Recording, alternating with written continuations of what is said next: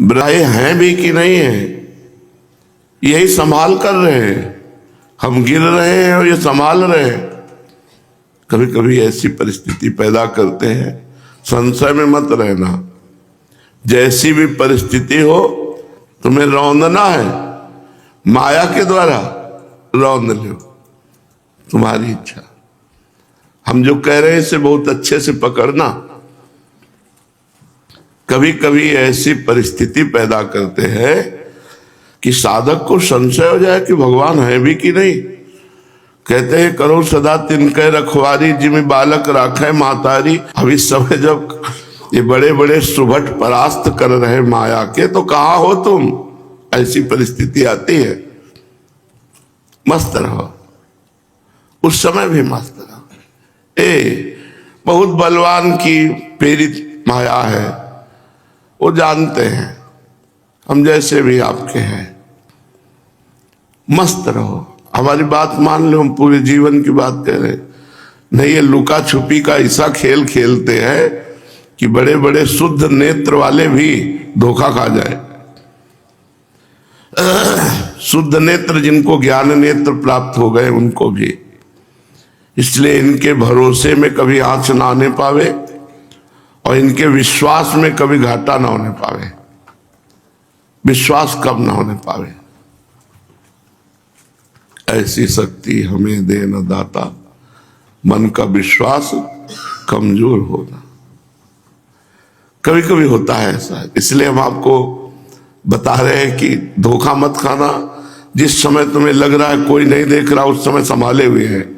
जिस समय तुम गिर रहे हो उस समय भी वो देख रहे हैं। है कोई राज गिरने का, है कोई राज गिरने का, वो इसीलिए गिरा रहे हैं।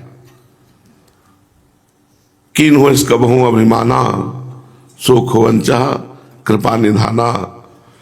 और कभी कभी बाल को ऊपर पहुंचाने के लिए नीचे थपक लगानी पड़ती है, फिर ऐसे पहुंचा। अपने ज्यादा बुद्धि न लड़ावे, शरणागत है महाराज, देख लो, आप देख लो। भाई इतनी प्रार्थना जरूर है कि मन का विश्वास कमजोर होना, हमारा विश्वास न डगमगाए। अभी परसों की घटना है, निज मंत्र आज एम्बुलेंस में शरीर पूरा हुआ, अभी कोने पे। और जो वो है, अभी परसों तो निज मंत्र हुआ। हमारे सब संतों की सेवा की भावना उनके अंदर दृढ़। अभी अभी परसों निज मंत्र मिला, आज श्री जी के पास गए। श्री जी के पास गए, हम ऐसे किसी को श्री जी के पास की बात नहीं कहते। कल्याण हो गया, मंगल हो गया, ये तो कहते हैं। श्री जी के पास गए, अभी अभी संतों की सेवा की, सब संतों के वस्त्रों की याचना की। वस्त्र मुझे गर्म वस्त्र संतों के लिए दे। हाँ ठीक है। अनंत जन्मों से भटकते आ रहे हैं, और जिसे निज मंत्र मिल गया और जो दृष्टि में आ गया और संत सेवा बन गई, जाने की तो तिथि निश्चित है पहले से ही, और वो शरीर छूटा श्री जी के पास पहुंच। इसीलिए कहते हैं कि मन का विश्वास कमजोर होना। ऐसी शक्ति हमें दे दाता। हे दाता, हे प्रभु, हमें ऐसी शक्ति दो कि आपके लीला चरित्रों में संशय न हो जाए। ये लीला चरित्र है। ये अभी परसों निज मंत्र, बिल्कुल फिट, बहुत मतलब माइंडेड आदमी। राधे साहब एम्बुलेंस में शरीर पड़ा मिला। इसीलिए खिलवाड़ है मनुष्य शरीर। जितना राधा नाम कमा लो, जितना भगवान नाम जप कर लो, उतने जीवन की सार्थकता। हमारे बंचन महाप्रभु ने जब राधा वल्लभ जी का प्रथम मंदिर निर्माण होने को हुआ, तो कहा जो मंदिर निर्माण करेगा वो उसी क्षण मृत्यु को प्राप्त हो जाएगा, तैयार हो। तो बड़े बड़े धनी मानी पीछे हट गए। जब सुंदरदास जी ने ये बात सुनी तो आया उनका जय जय। अभी इस क्षण ये मैं संकल्प लेता हूं, मेरे पास जितनी संपत्ति है वो सब राधा वल्लभ जी के मंदिर में, जो पुराना मंदिर है ना। तो उन्होंने कहा सुना नहीं हमारी बात, बड़े गूढ़ बात है ये।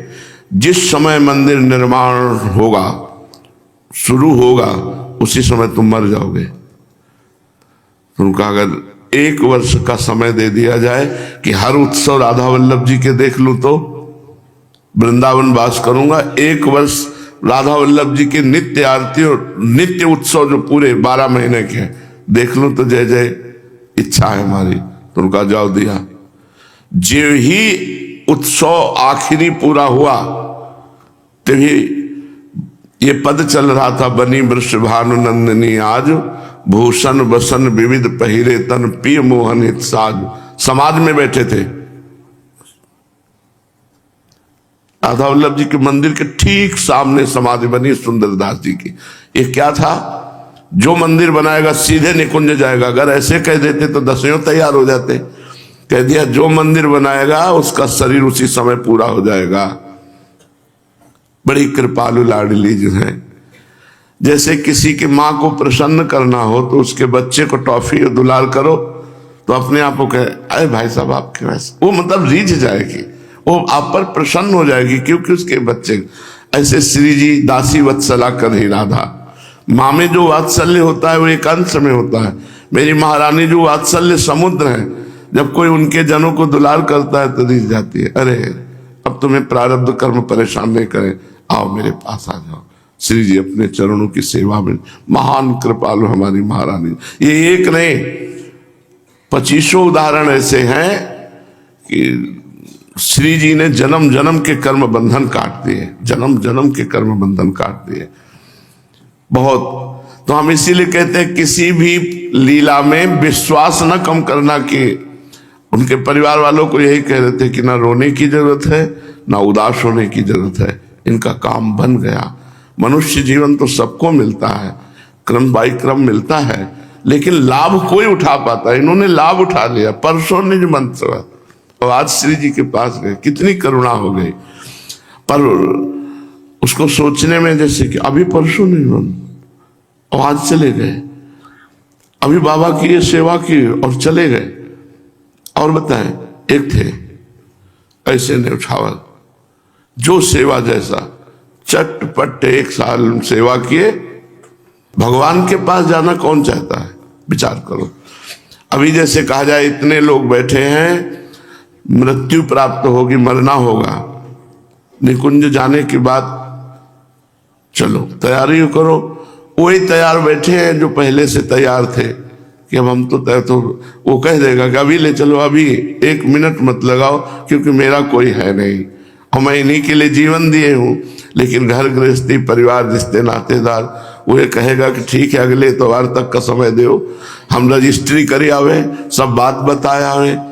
कोई बहुत भजनानंदी नहीं, तो जहां मरने की बात आएगी तो एक बार हो जाएगा कि थोड़ा समय तो दे दो, थोड़ी हिम्मत तो बना ले। यहां बहुत राग हो जाता है, संसार में बहुत राग हो जाता है। इसी राग को नाश करने के लिए सत्संग है, साधना है, साधु सेवा है। पर सेवा का उल्टा फल न सोचना कभी। जैसे आप सेवा किए और आपको कोई कष्ट मिला उस सेवा के निमित्त से, तो समझो बहुत बड़ा अशुभ प्रारब्ध नष्ट हो गया। काशी में एक वैष्णव रहते थे, वो कभी विश्वनाथ जी के दर्शन करने नहीं जाते थे। परम वैष्णवाचार्य भगवान शंकर के प्रति अगाध प्रेम और युगल सेवा में रहते थे। श्यामा श्याम के उपासक थे, वृंदावन रस के रसिक थे, पर वो इतने अनन्य थे कि कभी गए। अगाध प्रेम था शिव जी के चरणों में, बिना शिव जी की कृपा के प्रिया प्रीतम के चरणों में प्रेम होता ही नहीं। तो विश्वनाथ जी आज भी अद्भुत विद्वान भगवान शंकर के पार्षद हैं जो सेवा में रहते हैं। प्रधान तो आ चुके हैं कृपा करके। तो संस्कृत ऐसे जैसे उनके हम लोग साधारण भाषा से, कितने काशी में हमें ऐसे विद्वान मिले जो हिंदी से बात ही नहीं करते, केवल संस्कृत से बात करते हैं। आप समझ पाओ तो समझ पाओ, नहीं बोलेंगे, जो बोलेंगे वो संस्कृत से बोलेंगे। तो उन्होंने ज्योतिष में विचारा, उनके प्रति थोड़ा भाव आया कि कैसे वैष्णव माने हुए भक्त थे और ये विश्वनाथ जी के दर्शन करने नहीं आते। तो उसमें लिखा कि कल जो है ज्योतिष में आया कि म्लेच्छ सेना आएगी। उस समय म्लेच्छों का राज्य था और सब उनका नष्ट भ्रष्ट कर दे। तो बोले हाँ, शिव जी के दर्शन करने नहीं आते तो होना ही चाहिए। दूसरे दिन 12 बजे समय था मिलेक्ष आने का, वो बहुत बड़ी ज्योतिष का ज्ञान। अभी हमने एक ज्योतिषाचार्य ऐसे देखे, वो ऐसा तक बता देंगे जैसे कि हमारा बैल खो गया है, बोले खो नहीं गया, चुरा ले गया, तुम्हारे घर से 20 घर के पीछे वाले आदमी ने चुराया है और अमुक जगह बंधा है। वो गणित ज्योतिष बहुत सिद्ध गणित है अगर ज्ञान हो उसका। तो दूसरे दिन मध्याह्न के बाद गए उनके यहाँ अपनी ज्योतिष की परीक्षा के लिए कि जो मिलेक्ष सेना आएगी विध्वंस करेगी, तो 12 के 2 घंटा बाद गए। वो गए तो बोले वहां कुछ भी नाश नहीं हुआ था। तो उनका भगत जी कहाँ है? बोले स्नान करके कपड़ा पहन रहे हैं। भगत जी आए तो उन्होंने कहा मैं आश्चर्यचकित हूं कि भगवान शंकर प्रदत्त हमारी ज्योतिष है, हमारी ज्योतिष कभी झूठ नहीं निकल सकता। आज 12 बजे सेना आनी थी, मिलेक्ष सेना, और वो विध्वंस करके जानी थी, तो मेरी ज्योतिष कैसे झूठी हो गई? तो उनका नहीं आई थी सेना। तो बोले यहाँ तो कुछ विध्वंस नहीं। बोले जब मैं भोग लगा रहा था ठाकुर जी का तो मुझे तंद्रा आ गई, उसी तंद्रा में देखा कि मिलेक्ष सेना आई, मुझे बांधा गया और सब विध्वंस किया। तो उसीलिए मैं स्नान करके नए कपड़ा पहन रहा हूं, क्योंकि मुझे तंद्रा में मिलेक्ष छू गए। उस भाव इतना बड़ा अशुभ प्रारब्ध तंद्रा में निकल गया, तंद्रा में निकल गया। यह है भगवान की शरणागति, भगवान की भक्तों की शरणागति, भगवान के भक्तों का भजन, भगवान का भजन। ये बड़े बड़े प्रारब्धों को ऐसे सूक्ष्म में निपटा देता है। तो कभी कभी जीव को ऐसी लीलाओं में लगता है कि जब से वृंदावन में जुड़े तब से ऐसा, जब से भजन शुरू किया तब से विपरीत परिस्थिति आती चली जा रही। विश्वास कम मत करना। इसीलिए अंदर से ये बात आई कि आप लोग इस बात में पुष्ट नहीं, ये लीला बिहारी की विनाश लीला है मृत्यु लोक में। अब इस विनाश में अविनाशी मिल जाए कितनी बड़ी बात हो गई, पर अविनाशी के मिलन को तो देखता नहीं ना कोई, विनाश लीला को देखता है तो उसको भय हो जाता है। इसलिए भयभीत तो होना मत और विश्वास भी कम मत होने देना। जो वृंदावन का आश्रय ले लेता है और वृंदावनेश्वरी श्री किशोरी जी के प्रेमी जनों का संग करता है, तो कहते वृंदारण्य कदम्ब छायायाम राधिका कृष्णो गायन्तावति मधुरम मम सेवाम मनसि वांछिताम दिशताम। कदम्ब वन है, कुंज है, कदम्ब कुंज। एक विशाल कदम्ब वृक्ष के नीचे सुंदर पुष्पों की शैया रची गई है और शैया में युगल सरकार विराजमान है। और मैं गायन की सेवा मिली है। गायन्तावति मधुरम मम सेवाम, मेरी सेवा मिली कि तू गाकर प्रिया प्रीतम को रिझा। तो अति मधुर गान करते हुए और सखिया संगीत बजा रही हैं, मैं अपने युगल सरकार को रिझा रही हूं। श्रीपाद कह रहे, प्रबोधानंद जी महाराज कह रहे, जो वृंदावन का आश्रय ले लेता है, वृंदावन के रसिकों का संग करता है, तो वृंदावन कृपा करके उसे सेवा देह देता है, जिसे भाव देह कहते हैं, उसी से सेवा होती। ये मलिन पांच भौतिक शरीर तो केवल साधन मात्र है, साध्य है भाव देह। उस भाव देह से हम प्रिया प्रीतम को स्नान कराते हैं, उस भाव देह से हम प्रिया प्रीतम को पोशाक पहनाते हैं, अपने हाथ से प्रिया प्रीतम को पवाते हैं। तो मम सेवाम गायन्तावली मधुरम, मधुर गायन करके सुना रही सखी।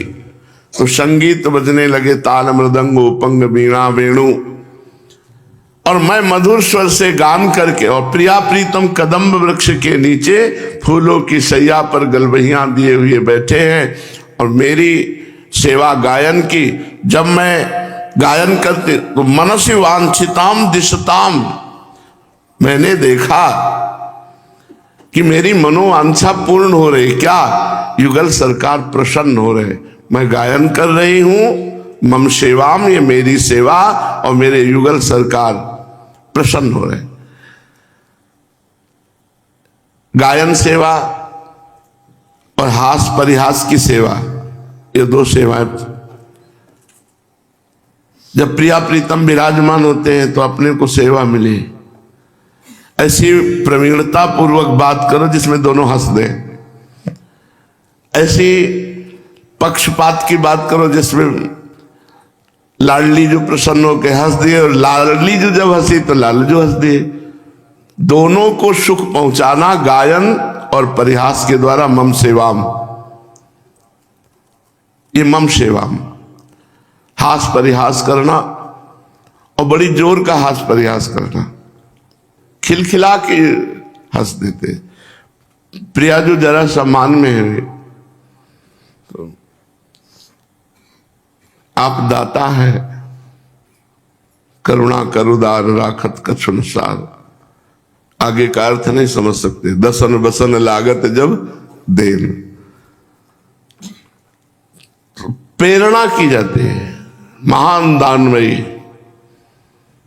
और निकुंज के शब्द है। थोड़ी देर में उस शब्द का अर्थ जब श्री जी ने एकदम समझा, एकदम खिलखिला के हंस दिए। लालजू इसी बात की बाट जो रहे थे, हंस दिए। जैसे एक सखी कहती है, कृष्णामृतम चल विगाढ़ मिति ऋताहम तावत सहस्र रजनी सखी आवदेती इत्थम भ्यस्त वृषभानु सुते है लब से मानम कदा रसद केली कदम बजाता। सखी ने कहा, स्वामी जी आप कुछ आज्ञा करना चाहती है? हाँ सखी, चल कृष्णामृत का अवगाहन करें। कृष्णामृत यमुना जल, चल सखी कृष्णामृत का अवगाहन करें। स्वामिनी जी समय तो दिन है, कृष्णामृत का अवगाहन तो थोड़ा रजनी आ जाने दीजिए। श्री जी उस शब्द का भाव समझा, भाव ऐसी विनोद भरी बात करती है। और कदम का फूल लिए हुई थी और उसके तो हित सजनी जी कहती है, कब वो दोबारा हमारे साथ ऐसा होगा जब श्री जी हंसकर हमारे ऊपर कदम। ये एकांतिक महासुख, अपनापन, इतना श्री जी से अपनापन के प्राण, करोड़ों प्राण हो तो न्यौछावर, तब ये सुख का अनुभव होता। तो शैया पर श्री युगल सरकार गलबहिया दिए विराजमान है। विशाल कदम का पुष्पों से पूरा फूला हुआ, सुगंध छाई हुई है। और मुझे गाने की सेवा मिली, मैं गा रही हूं और संगीत बज रहा है। और फिर मेरे मनोवांछित फल प्राप्त हो गए। क्या? सखी का मनोवांछित फल क्या है? युगल सरकार वाह वाह ऐसा कहने लगे, वाह वाह आनंदित। इसीलिए श्रीपाद कह रहे, हिरण मम राधा नागर चरणम मरणे पिनई विस्मृत। बस मेरी अब अंतिम इच्छा है कि वृंदावन में शरीर छूटे और प्रिया प्रीतम का स्मरण ना छूटे। एक छूटे और एक ना छूटे। हिरणमम राधा, बड़ी मस्ती है यार, बड़ी मस्ती है। हम बस यही कह रहे हैं इनसे विश्वास न टूटने पावे। सारी जिम्मेवारी उनकी है, हम देख रहे हैं। सुबह महाराज जी श्री हरिवंश लौट के जाते हैं, शरीर पूरा पड़ा हुआ, चद्दर उड़ाया। कितने जा रहे हैं श्री जी के पास, कितने पहुंच रहे हैं श्री जी के पास? बस जिनका विश्वास है। भगवान जब प्रगट में अवतार लिए हुए थे, लीला कर रहे थे, तो बहुतों की आंखों में ऐसा पर्दा पड़ा था कि वो भगवान की अवहेलना करते थे। कोई विशुद्ध ऐसा था जिनको लगता था ये साक्षात भगवान है, ये तो भगवान नहीं। वैसी लीला करते थे, बड़े बड़ों को भ्रम हो जाता था। अक्रूर जी जैसे महापुरुष को भी, कि वो इस समंतक मणि लेकर काशी चले गए और महानील मणि भगवान से दूरी बना ली और छुपा करके यज्ञ कर रहे थे। यज्ञ भोक्ता का विस्मरण करके, यज्ञ भोक्ता से दूरी बना करके यज्ञ कर रहे। बड़ा विचित्र खेल है। श्री जी करुणा बरसा रहे हैं, बस भींज जाओ, मान लो। इस समय श्री, कभी कभी होता है मेघ आते हैं, रोज मेघ नहीं आते हैं, कभी कभी मेघ आते हैं फिर वर्षा शुरू होती है। उसे चतुर्मास कहते हैं, चौमासा, जिसमें चारों तरफ वर्षा होती है। समझ लो इस समय चतुर्मासा चल रहा है। बरसंत में सहजाद्भुत सौख्य धाराम श्री राधिका चरण रेणु मास। खुली बात कह रहे हैं, छतुरी लगा ले तो नहीं भींज पाओगे। अहंकार की छतुरी, दोष दर्शन की छतुरी, नहीं तो छोड़ दो छतुरी अहंकार, और ऐसे हो जाओ तो बरसंत बिना साधना के सर्वेषु साधन वरेषु चिरम निराशा। बिना साधना के निकुंज की प्राप्ति होती है। कभी कभी ऑफर आता है, नहीं आता है?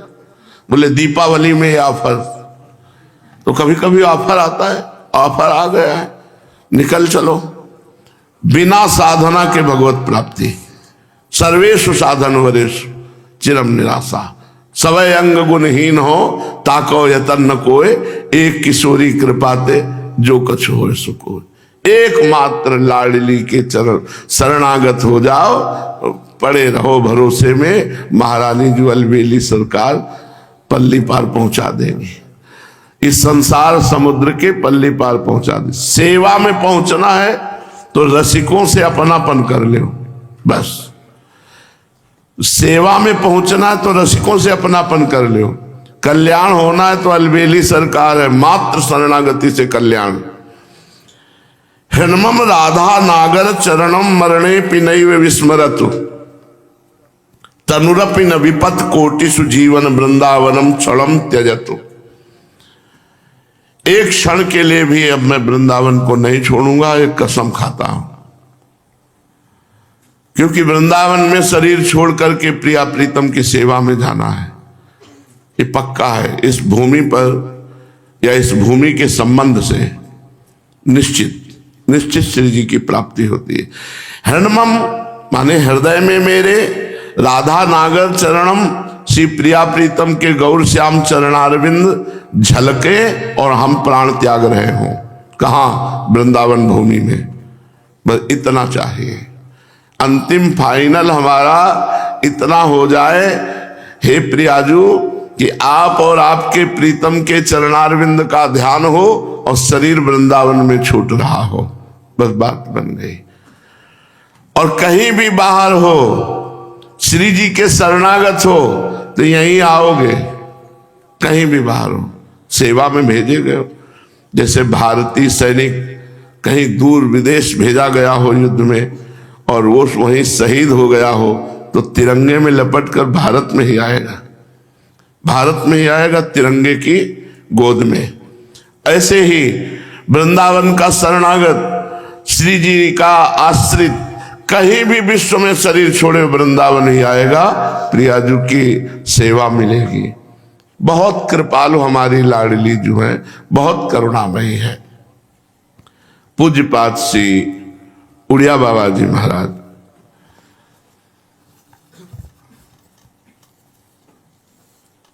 दुस्संग सर्वथा त्याज्य है। 6 जगह माया को रखा गया है, वैसे तो सर्वत्र है, 6 जगह रखा गया है प्रधान। पहला है दुस्संग, प्रधान माया का क्षेत्र है कुसंग। कुसंग, यदि कुसंग हुआ तो को न कुसंगति पाए नसाई, रहाय न नीच मते चतुराई। नीच पुरुष का संग करने से चाहे जितना प्रवीण हो वो नष्ट हो जाएगा। देवर्षि नारद जी भी इसी बात को कहते हैं। दुस्संग, भगवत चर्चा आप सुनते हो, भगवत नाम जप करते हो, सदाचार, शास्त्र, स्वाध्याय, वैराग्य, लेकिन दुस्संग हो गया तो दुस्संग ये सबको ढक देगा, सबको ढक देगा। बहुत विचित्र है, इसलिए कुसंग से बचिए। जाके प्रिय न राम वैदेही, तजिए ताहि कोटि वैरी सम यद्यप परम सनेही। जिसको भगवान से प्रियता नहीं है, भगवान की शरणागति नहीं, ऐसे विषयी पुरुष का संग न करे। यहां तक कह दिया भगवान श्री राम ने कि बरुभल वास नरक कर ताता और दुष्ट संग जन दे विधाता। हमें थोड़ी देर नरक का वास मिल जाएगा तो ठीक है, लेकिन थोड़ी देर कुसंग न मिले। क्यों? क्योंकि नरक के बाद से हमारे पाप नष्ट हो जाएंगे, कुसंग से नए पाप हो जाएंगे। यद्य सदभि पथि पुनः शिष्णोदर कृत्योद्यमई आस्थितो रमते जंतुस्तमो विशति पूर्ववत। सत्यम शौचम दया मौनम बुद्धि श्रीर हीर यशा क्षमा समो दमो भगस्येति यत् संगाद्याति संक्षयम। तेषु शांतेषु मूढ़ेषु खंडितात्म स्वसाधुषु संगम न कुर्याच्छोच्चेषु योषित क्रीड़ा मृगेषु च। जो मनुष्य भगवान से विमुख है और केवल रसेंद्री और जनेन्द्री के भोगों को सुख मानता है, उसे शिष्णोदर कहते हैं। उदर का संबंध रसेंद्री से, शिष्ण माने जनेन्द्री, जनेन्द्री का संबंध स्त्री संबंध, काम संबंध। जो कामी पुरुष है और जो केवल भोजन स्वाद में और भगवान से विमुख है, ऐसे पुरुष का कभी संग नहीं करना चाहिए। शरीर राग जितना पुष्ट होगा, चाहे सत्संग सुन लो, चाहे कथा वार्ता कर लो, कुछ हाथ में नहीं आने वाला। सुन लो चाहे स्वयं कर लो। शरीर राग बना हुआ है तो अनुराग नहीं हो सकता। जब शरीर राग का नाश होता है तब भगवान से अनुराग होता है। भगवान का चरण रज लगा ले, चंदन लगा ले, वो भगवान आदेश है। आज हरिवंश महाप्रभु का आदेश है, इसलिए इसे धारण करते हैं। आदेश है नित्य विहार चंदन लेनो। नित्य विहार में श्री जी की चरण रज और चंदन लेनो मतलब प्रसादी चंदन।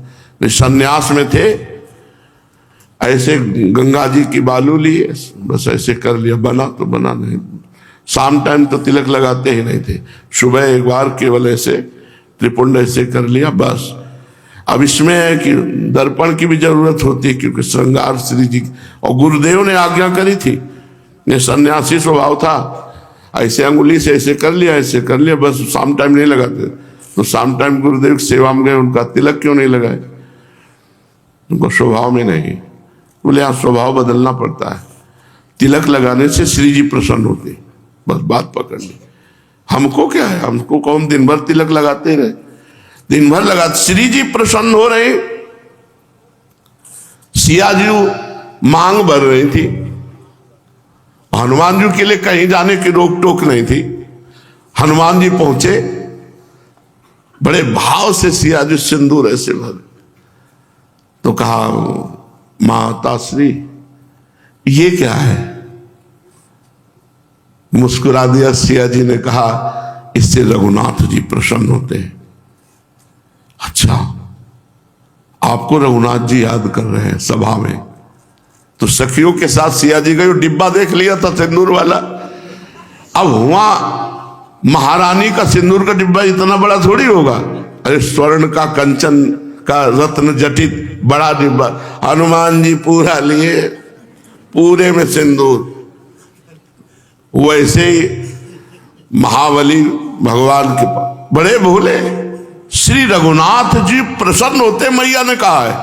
पूरा सिंदूर अपने सभा में गए तो सब हंस दिए, रघुनाथ जी भी हंस दिए। तो हनुमान जी ने कहा हमारी सेवा पूर्ण हुई। रघुनाथ जी मुस्कुरा दिए। रघुनाथ जी ने कहा हनुमान ये क्या है, ये क्या है?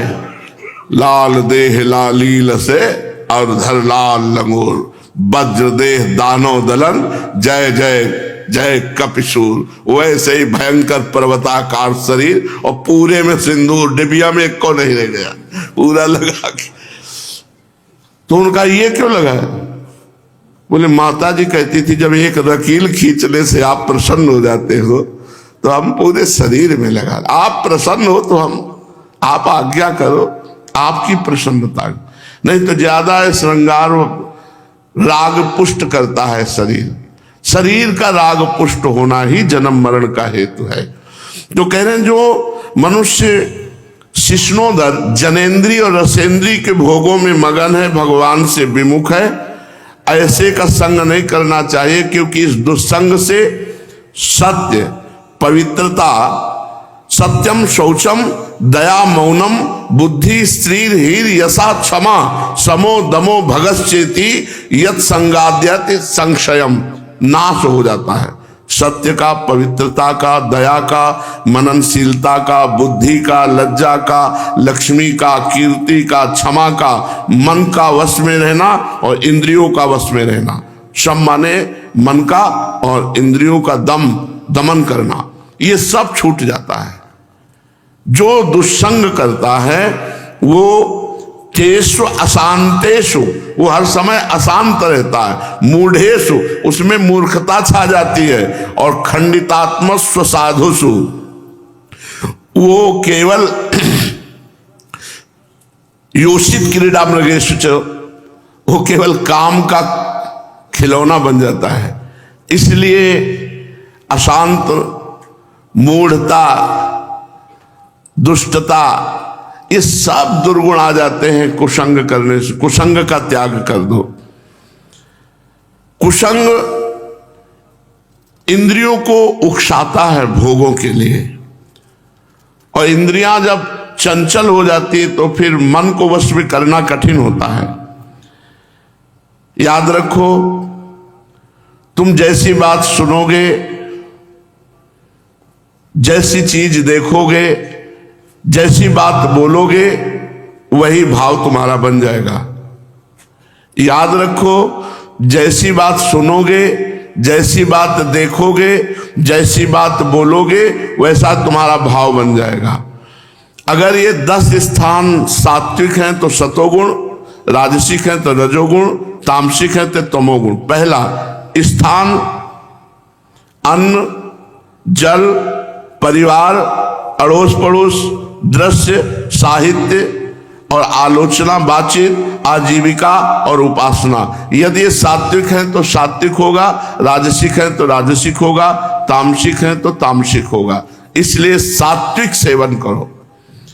हमको तो बड़ी समस्या उन लोगों के लिए लगती है जो व्यापार नौकरी में प्राय बाहर, या जो विद्यार्थी बाहर। वो भी कल एक बता रहे थे कि एक होटल में कहा कि हम लोग तो सात्विक भोजन पाने वाले हैं। सात्विक को क्या कहते हैं? हाँ, शाकाहारी को वेजिटेरियन। हाँ, तो बोले, उसने कहा हाँ हाँ यहाँ वैसे ही मिलता है। और बोले जिसमें मुर्गा काट के छोंकते हैं उसी में दाल बना के दिया। जब हमें बाद में पता चला तो बहुत क्लेश हुआ। क्या तो ये बाहर भ्रमण करने वालों को बड़ी समस्या है। जो भक्ति में चलना चाहते हैं, अपने घर में तो चलो पवित्रता से पाले। आजकल रिश्ते नातेदार भी ऐसे हो गए। अब मान लो ऐसे रिश्ते नातेदार उनके घर गए और आपको उसी रसोई में जिस पात्रों में मांस रांधा जाता है उसी में दिया, तो आप भ्रष्ट हो गए, आप वैष्णवता खो दिए। इसलिए बहुत सावधानी की जरूरत है। कलिकाल है, कुसंग का त्याग। पूज्य उड़िया बाबा कहते हैं कि 6 जगह माया को रखा गया है: भोजन, वस्त्र, धन, स्त्री, स्थान और अध्ययन। भोजन, यदि भगवान को अर्पित किया हुआ भोजन पा रहे हो, शुद्ध भोजन पा रहे हो, तो तुम्हारे मन में खराबी पैदा नहीं होगी। नहीं, जैसा पाओ अन्न वैसा बने मन। बड़ा प्रभाव पड़ता है अन्न का, बड़ा प्रभाव। इतना प्रभाव पड़ता है, पवित्र हृदय तब पता चलता है। अगर वो गलत बात, गलत चिंतन कर रहे हैं तो भोजन शुद्ध है, भगवान को भी अर्पित किया गया है, लेकिन उसका चिंतन गलत हो जाएगा। बहुत संभाल के, तभी तो चिंतन सात्विक और भजन। तो भोजन में माया रखी गई। भोजन की चाट, अच्छे अच्छे पदार्थ खाने की भावना, इसको तो बिल्कुल कब्जे में करो। भोजन को तो कब्जे में करो। आज ये आज वो नहीं। अरे भोजन पाकर सत चिंतन हो, भगवत चिंतन हो, परोपकार की भावना हो, तब तो भोजन का प्रभाव ठीक चल रहा है। दूसरा, वस्त्र। कुछ लोग अपने वस्त्र को दिखाने के लिए ऐसे पोजीशन ऐसी, वस्त्र ऐसे नहीं। शरीर ढकने के लिए है, जैसा तुम्हारी योग्यता हो, जैसी तुम्हारी संपत्ति हो, उसके अनुसार धारण करो। वस्त्र में ज्यादा बुद्धि लगाने से माया में बुद्धि होने लगती, भोजन में बुद्धि और वस्त्र आभूषण में बुद्धि। कुछ जैसे 2-4 अंगूठी पहने होते ना, तो बार बार अंगूठी वाला ही हाथ करके ऐसे नजदीक आशीर्वाद दीजिए कि मतलब बड़ी कीमती अंगूठी है। हम उनको क्या बतावें कि हम उनके दास हैं जिनका एक पर्वत केवल इसी पृथ्वी में 4 लाख योजन चौड़ा, 4 लाख योजन लंबा सोने का है। तो तुम्हारी कितनी होगी अंगूठी, कितनी होगी? हमें प्रभावित कर सकते अंगूठी, सोने का हार, नथुने। अरे 4 लाख योजन का पहाड़ है हमारे मालिक के, केवल एक पहाड़ की बात। और ऐसे कितने और से वैभव संपन्न, हम उनके दास हैं। अंगुलियों में अंगूठी पहन ली तो क्या कोई बहुत बड़े आदमी हो गए क्या? कोई जंजीर पहने होते ना सोने की, चैन, तो बटन खोल के ऐसे रखते हैं, दिखाई दे चैन पड़ी हुई है। अरे सच्ची चैन तो हृदय की है, ना कोई चाह रह गई है, ना कोई मांग है, अब चैन से जीवन व्यतीत हो, ये चैन है। वस्त्र भी सात्विक होने चाहिए, और वस्त्र शरीर ढकने के लिए, शरीर ढकने के लिए वस्त्र हैं। सर्दी में रोम रोम कांप रहा है, लेकिन वो दिखावा करने के लिए ऐसे वस्त्र, हमें लगता है कि वस्त्र बने ही शरीर ढकने के लिए हैं। ऐसे बाहर घूम रहे हैं बच्चे हमारे, ऐसे कपड़े पहन के। बकाया हमारी प्रार्थना ये है कि हम लोग उस जमाने को देखे हुए हैं, कितना पवित्र जीवन, कितना पवित्र आचरण। अरे किसको दिखाना है? अभी बच्चे हो, अभी पढ़ाई में मन लगाओ, अभी उन्नति करो, हमारे भारत के उत्तम उत्तम पदों में पहुंचो। इसलिए बाबा कह रहे हैं वस्त्र ये हमारे तन ढकने की मर्यादा है। आप आराम से, बच्चे ज्यादा ये कर रहे हैं, बच्चे जो है ये ज्यादा करें। धर्म के मार्ग में चलने के उपदेश देने का हमारे शास्त्र और संत जन आज्ञा करते हैं, इसलिए आपके मंगल के लिए बोले। आप ठीक से चलो, आप अपने वस्त्रों को संभालो। भगवान ने अंगों को ढकने के लिए वस्त्र बनाया है। अब आप देखो, हमारे पूर्व में अगर कहीं कुर्ता या कुछ फट जाता था तो उसको सिला जाता था, भले गरीब आदमी हो, तो ये बेइज्जती मालूम होती थी कपड़ा फटा हुआ। आज इज्जत मालूम होती, जांग में, गांठ में ऐसे जब फटा हो ना, बोले ये बड़े लोग हैं। बड़े तो वो है कि अंग ढक जाए, फट गया तो सिल लो, बोले नहीं फाड़ा जाता है नया कपड़ा, और उसकी कीमत अधिक होती है। वस्त्र में माया रचित, वस्त्र ही हमारी भक्ति को बढ़ाएगा, हमारे धर्म को बढ़ाएगा। हमें ऐसे चलना है कि हमारे शरीर का आकर्षण किसी की बुद्धि को भ्रष्ट ना करे, अपने शरीर के अंगों को छुपा कर चला जाता है। ये हमारे भारत देश की मर्यादा। हम विदेश नहीं गए और न विदेश की जानते, हमारे भारत देश की पूर्व से मर्यादा रही। और आज जो हमारे ये सब नाटक नौटंकी बनती है, उनमें बैठकर परिवार सहित देखने की क्षमता नहीं रह गई। ऐसे आचरण, ऐसा खुला, तो ये बहुत विचित्र है, हमारी समाज के लिए बहुत हानिकारक। अब कोई इस पर बोलने वाला नहीं, क्योंकि हर बच्चा, हर गृहस्थ थोड़ी देर मनोरंजन देखता है। अब उस सीरियल में, उन बातों में गंदी बातें, तो उस हमारे समाज को ये दुष्संग है। इसीलिए हमारा जो नई पीढ़ी है वो गिरती चली जा रही। व्यसन, व्यभिचार, छल कपट, अमर्यादा, अभिनय, ये बढ़ता चला जा रहा है। तीसरा है धन, धन पे माया। यदि वो अशुद्ध कमाई है, यदि घूस की कमाई है, तो तुम्हारे परिवार में बहुत खतरा पैदा कर देगी, बुद्धि भ्रष्ट कर देगी, तुम्हारे पारिवारिक जनों में ही अशांति, कलह, ये सब पैदा कर देगी। यदि धन मेहनत की कमाई का, शुद्ध कमाई का है, तो बहुत शांति, आनंद प्रदान करेगा। और दूसरी बात है कि आकर्षण, जैसे भोजन में आकर्षण, ऐसे ही वस्त्र में आकर्षण, और ऐसे ही धन में आकर्षण। इस आकर्षण से बचो, ये भगवान की माया के द्वारा रचित है।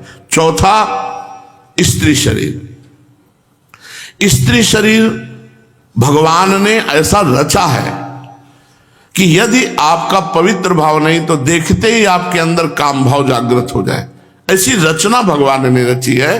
कोई ऐसा नहीं कि इसमें स्त्री की निंदा है, उस शरीर की रचना ऐसी रची है कि यदि आप पवित्र भाव वाले नहीं हो और आपने दृश्य देखा, दर्शन किया, तो आपके अंदर काम वासना जागृत हो। ये रचना है ऐसी। यद्यपि स्त्री ही हमारी माँ है, वो स्त्री शरीर ही हमारी बहन है, वो स्त्री शरीर ही जगदम्बा है, परम पूज्य है, पर हमारी भावना गलत होने के कारण तो हमको क्या चाहिए, माताओं बहनों के चरणों की तरफ देखना चाहिए। गोस्वामी जी ने लिखा है, जो चाहे आपन कल्याणा, सुजस सुमत शुभ गति शुभ नाना, सो परनार लीलार गोसाई, तजौ चौथ के चंद किनाई। किसी भी माता बहन की आंख में आंख मत मिलाओ, उनके मुख की तरफ मत देखो, उनके चरणों की तरफ देखो। जगत में अगर आप निष्काम होना चाहते हो तो माता बहनों की तरफ मत देखो गंदी दृष्टि से, उनके चरणों की तरफ देखो। पांचवा स्थान, जमीन जायदाद मकान और पद प्रतिष्ठा, ये सब स्थान के अंतर्गत आते हैं। इनमें माया का प्रभाव रखा है। कोई भी पद किसी को मिले, अभिमान ना हो, ये तो बहुत बड़ी भगवान की कृपा। किसी के पास बहुत प्रॉपर्टी हो, बहुत सुंदर मकान हो, अभिमान ना हो, ये तो भगवान की कृपा। नहीं तो इनमें प्राय माया जनित अभिमान आ ही जाता है। को नरस जन्मा जग माही, प्रभुता पाही जाहि मदनाई।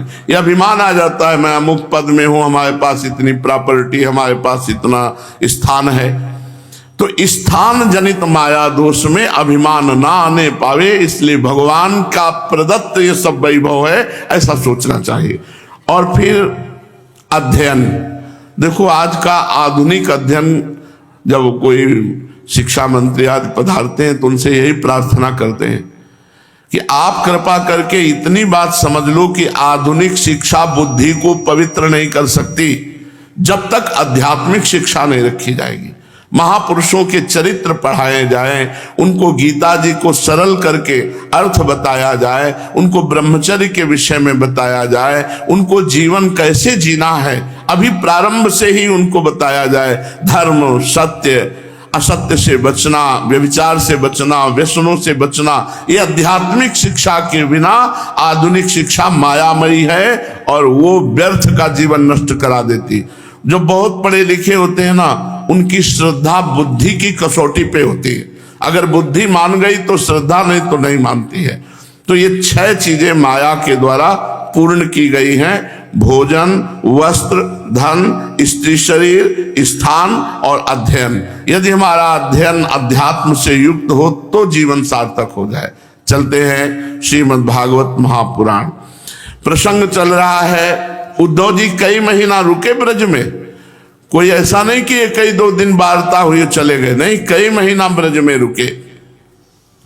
तो उद्धव जी महाराज गोपियों के बीच में विराजमान है। कल आपने भ्रमर गीत सुना। अच्छा, प्रीतम के प्यारे दूत, हमें ये बताओ, भगवान श्री कृष्ण क्या कभी हमारी एकांत में याद करते हैं? गोपीजनों ने कहा, क्या हमारे जीवन में कभी ऐसा शुभ अवसर आएगा कि मैं भर नेत्र अपने प्राण प्यारे श्री कृष्ण को देख पाऊंगी? श्री सुखदेव जी कहते हैं, परीक्षित, कल का प्रसंग जो गोपियों का देखा तो उद्धव का ज्ञान धूल धूसरित हो गया। भगवान श्री कृष्ण के मिलन की लालसा से गोपियां जो प्रेम दशा प्रकट की उद्धव जी के सामने, तो उद्धव जी विकल हो गए। उद्धव जी ने कहा, अहो गोपियों, अहो यूयम इस्म पूर्णार्था भवत्यो लोक पूजिता वासुदेवे भगवती यासा मित्यर्पितम मना। अहो तुम कृतकृत्य हो गई हो, गोपियों तुम कृतकृत्य हो गई हो, पूर्ण काम हो गई हो, तुम्हारा जीवन सफल है। हे देवियों, तुम सारे संसार के लिए परम पूजनीय हो गई हो, क्योंकि तुम लोगों ने इस प्रकार भगवान श्री कृष्ण को अपना हृदय, अपना सर्वस्व समर्पित कर दिया है।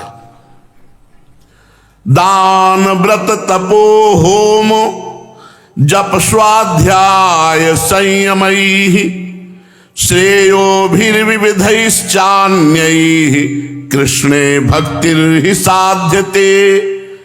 दान, व्रत, तपस्या, होम, जप, वेदाध्ययन, ध्यान, धारणा, समाधि और कल्याण के अन्य विविध साधनों के द्वारा भगवान की भक्ति प्राप्त हो, यही प्रयत्न किया जाना चाहिए।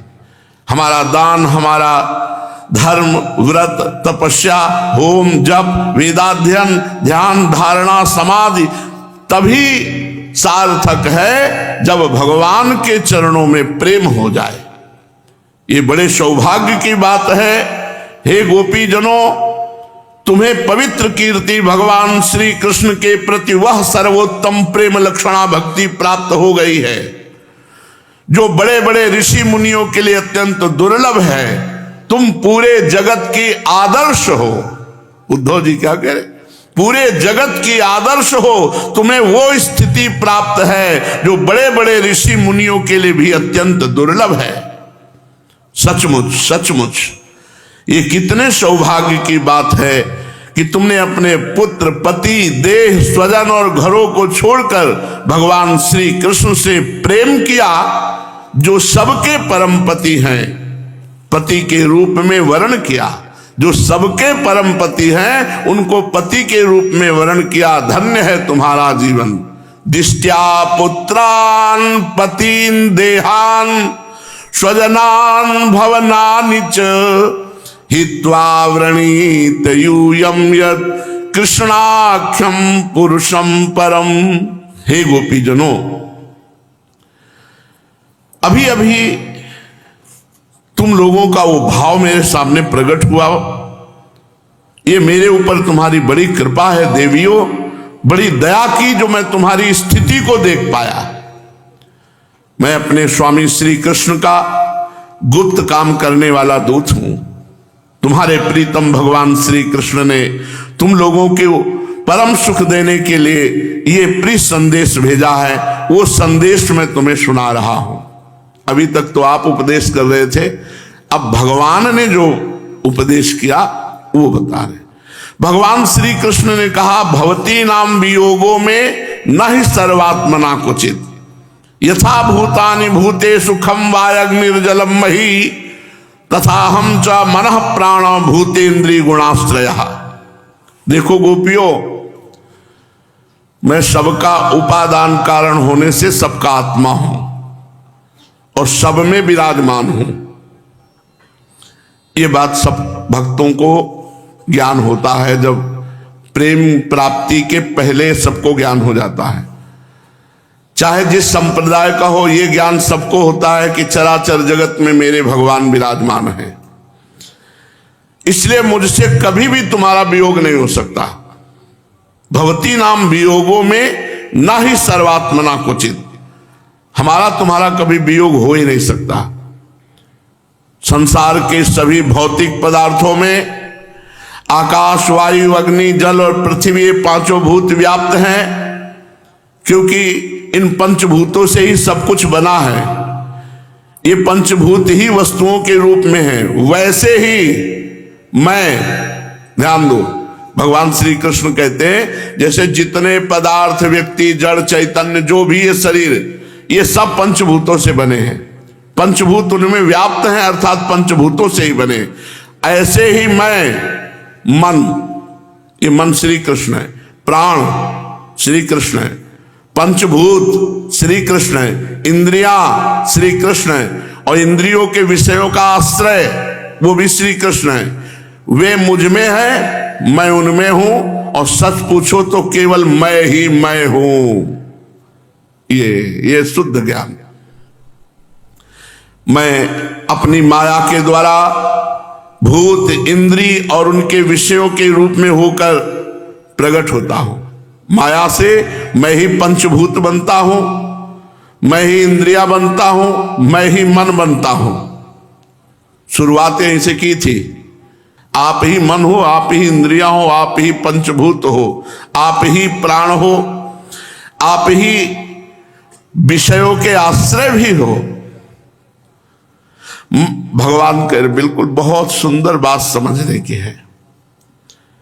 मैं ही अपने आप से अपने आप को रचता हूं, अपने आप का पालन करता हूं, अपने आप का विनाश कर लेता हूं।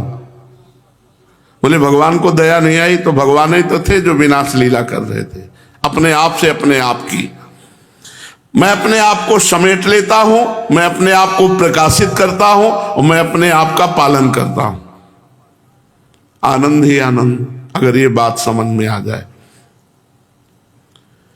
मैं माया और माया के कार्यों से पृथक गुप्त रहता हूं, विशुद्ध ज्ञान स्वरूप हूं। माया जड़ प्रकृति है, जीव तथा अपने ही अवांतर भेदों से रहित सर्वथा शुद्ध हो। कोई भी गुण आत्मा का स्पर्श नहीं कर सकते। माया 3 वृत्तियां प्रकट करती है, जागृत, स्वप्न और सुषुप्ति। तीनों वृत्तियों में जो अखंड मैं जगा, मैं सोया, मैं स्वप्न देखा, वो अविनाशी मैं हूं। ये जो मैं वो श्री कृष्ण ही है। अखंड तेजस स्वरूप आत्मा, न कभी जागृत, न कभी स्वप्न, न कभी सुषुप्ति, वो एक रस है।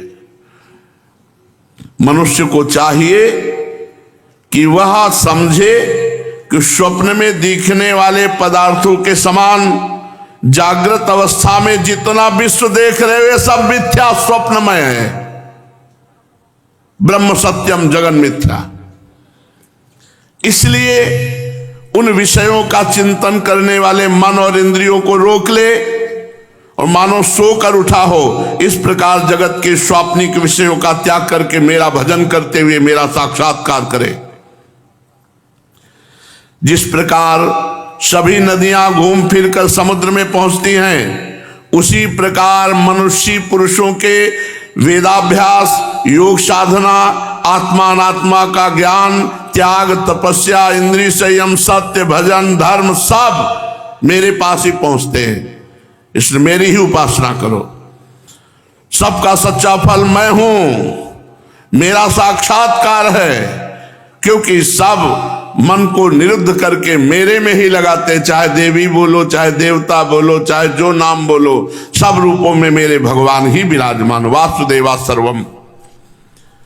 गोपियों, इसमें संदेह नहीं कि मैं तुम्हारे नयनों का ध्रुव तारा हूं, तुम्हारा जीवन सर्वस्व हूं, किंतु मैं जो तुमसे इतना दूर रह रहा हूं उसका कारण यही है कि तुम निरंतर मेरा स्मरण कर सको। शरीर से दूर रहने पर भी मन से तुम मेरी सन्निधि का अनुभव करो। तुम्हारा मन मेरे पास है। देखो, जैसे स्त्री का परदेश गए हुए पति के प्रति बराबर चित्त जैसा लगा रहता है, उतना आंखों के सामने पास रहने वाले पति में नहीं लगता। मान लो पास पति है तो उतना मन नहीं लगेगा, लेकिन वो पति परदेश है तो रात दिन उसी में मन लगा रहेगा। इसलिए संपूर्ण वृत्तियों से रहित संपूर्णता तुम मन मुझ में लगाकर मेरा स्मरण करोगी तो मेरे में ही सदा विराजमान रहोगी।